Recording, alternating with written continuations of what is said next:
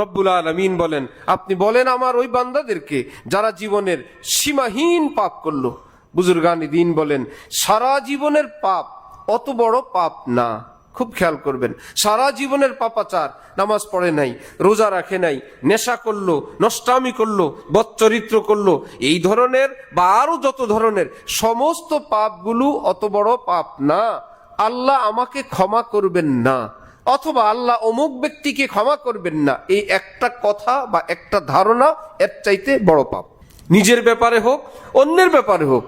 নবীজি বলেন, আগের কারের দুই উম্মত, একজন দিনদার আরেকজন গুনাহগার, দুজনের বন্ধুত্ব দোস্তি। দিনদারওয়ালা পাপিষ্টকে মাঝে মাঝেই বুঝায় যে এগুলো করবা না, ঠিক না। সে কিছুদিন ভালো থাকে, আবার গুনাহ করে, আবার ভালো, আবার গুনাহ।